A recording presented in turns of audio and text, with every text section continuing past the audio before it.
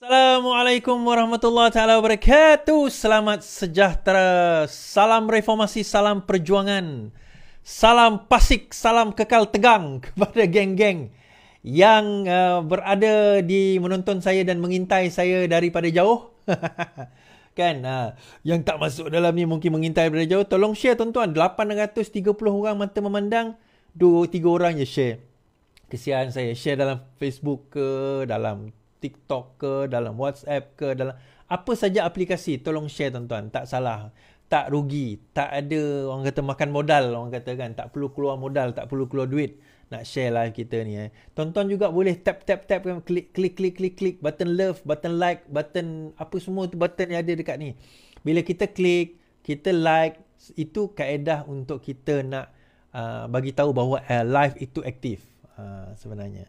Jadi lebih ramai orang melihat. Kadang-kadang orang bertanya pada saya, macam mana Iswardi saya nak membantu live Iswardi ni? Tak perlu bantu banyak. Macam saya kata tadi, share, like, subscribe.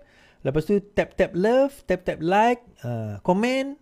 Kan? Komen-komen yang baik, yang membina. Kalau komen-komen yang tak baik, yang membina pun silakanlah. Dosa tanggung sendiri. Saya tak tanggung dosa orang kan. So masing-masing punya hal lah. Kan? Sila pertimbangkan untuk tekan butang subscribe, like, komen, dan share. Serta aktifkan lonceng notifikasi anda agar tidak ketinggalan dengan video-video terbaru dari channel ini. Polis rakam keterangan Cikgu Bat Muhammad Zahid Mat Arif. Polis mengesahkan pihaknya merakam keterangan Cikgu Bat atau lebih berkenaan Cikgu Bat dan bekas Ketua Politik Tun Mahathir Muhammad Zahid Mat Arif di Ibu Pejabat Polis Bukit Aman. Pengarah Jabatan Siasatan Muhammad Zahid siasatan kedua individu berkenaan telah dijalankan di bawah 112 Tata Jana Kenaya. Kedua-dua individu ini dirakam keterangan berhubung kenyataan yang mempersoalkan isu pemberian kereta oleh Yang di-Pertuan Agong kepada Perdana Menteri Datuk Seri Anwar Ibrahim yang telah dibawa naik di media sosial. Sesi percakapan itu berkenan dijalankan 11 pagi oleh unit siasatan terkelas. Cuma tuan-tuan, kita pelik kan?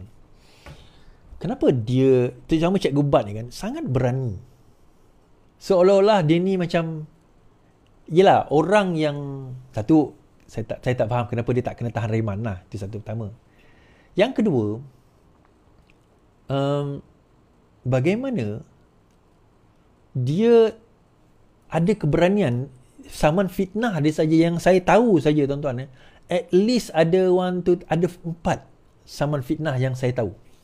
Yang saya tak tahu tak ada lagi lah. Yang saya tahu saman fitnah at least ada 4. Yang jenayah at least kalau masuk ini mungkin 3-4. So kenapa dia ada keberanian itu? Keberanian ini dia ada sebab tugas dia adalah tabur fitnah. Tugas dia adalah tabur fitnah, tugas dia cipta persepsi, tugas dia adalah create that unrestness. Kena create ketidakstabilan itu. Now, that's not the point. Semua orang berani buat macam tu. Tetapi disebabkan ada undang, tak ramai yang berani buat. Tapi kenapa dia berani buat? Sebab itu saya rasa, ini sangkaan saya sajalah. Saya tak berani nak tuduh. Sangkaan saya. Bahawa if anything happen to him, dia akan dapat sesuatu yang besar sebenarnya. If anything happen to him, masuk penjara ke, be it dia kena bayar saman ke, all covered. Semua itu covered. Ada orang yang cover dia. Ingat tak tuan-tuan, Papa Gomo pernah kalah saman dengan Anwar Ibrahim 900,000. Ada orang bayarkan 900,000 tu. Dia berani fitnah sebab dia tahu ada orang sanggup bayarkan. Yang penting fitnah dulu. Benda ni yang kita tak berani nak buat tuan-tuan. Sebab kita tak ada orang backup. Saya bayar lawyer pun, yalah tuan-tuan punya derma hari tu membantulah kan. Tapi lain daripada itu tak ada. Kalau saya masuk dalam nanti, that's it lah. Tak ada apa lah. Tak ada siapa yang akan backup kita. Takkan ada orang yang nak bantu keluarga kita. Tak ada. But tak apalah. That's not the point. Tapi bagi saya, even kalau dia masuk ke dalam sekalipun, saya percaya akan ada orang, bukan setakat orang akan bantu keluarga dia, bukan ada dana bantu keluarga dia, malah kalau dia keluar nanti akan ada dana menunggu dia dengan jumlah yang banyak. Sebab itu dia tak takut. I believe that's what happened. Sebab itu dia tak pernah takut. Berapa juta nak bayar? Mungkin backup dia puluhan juta. Mungkin dia dapat puluhan juta kalau dia berjaya, katalah dia masuk lock up, dia keluar. Puluhan juta mungkin menunggu dia. And that's why dia tak takut pun. Sebar fitnah. Modus operandi mudah. Yang penting kita tembak je dulu. Tembak. 10 kita tembak, 9 kita kena saman, akan ada backup. Dekat parlimen, geng-geng ni, dia menembak, dia tak risau sebab dalam parlimen tak boleh kena saman. Sebab itu dia tak berani ulang benda tu kat luar. Hari ini, kenyataan daripada seorang MP Hulu Terengganu juga, saya pun menyatakan, Perdana Menteri rasuah, disuruh tarik balik, dia tarik balik. Tapi dia sebut rasuah tu dah keluar dalam apa kata, dalam handset, dah keluar dalam live.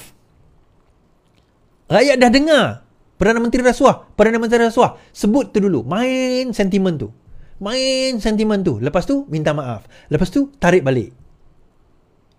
Of course MP tak berani ulang di luar sebab nanti reputasi dia dan juga dia akan hilang kerusi. Tapi Cikgu Bat dia tak ada apa yang dia rugi. Malah dia akan gain, dia akan ada untungnya kat situ.